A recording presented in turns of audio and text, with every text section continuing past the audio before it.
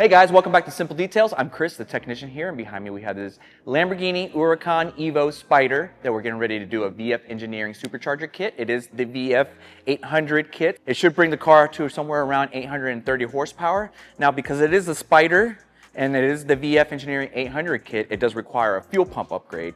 Now, on these vehicles, it sits underneath the entire top mechanism and the whole cartridge, so I do have to remove the entire cartridge out of the vehicle so that we can upgrade that fuel pump. This does come with heat exchangers that you will run to the side radiators so that we can cool down the intake air temperatures, especially on a car like this where the engine is very covered. It does like to retain a lot of the heat, so this is an added bonus, but it does come standard with the kit. If you look underneath the supercharger, which is a Magnuson Supercharger, you will see the aftercooler in here.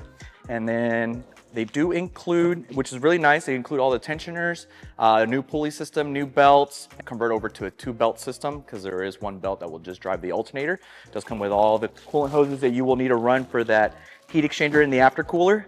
And they also do include, because luckily on the EVO, unlike the STO and some of the other models, you would actually have to remove the ECUs and ship them out so that the way they can get cracked, unlocked, and then tuned, right? So it does come with the HEX Tuning cable, new fuel rails, and water pump for the coolant system, since the heat exchanger and the coolant system on this is a separate system entirely from the engine coolant. It does have to have its own water pump.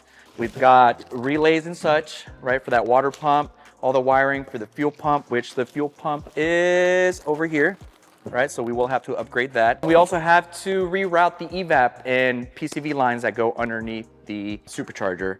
So stick around to see the process as we do get all of this removed, so we do have a full access into the engine bay.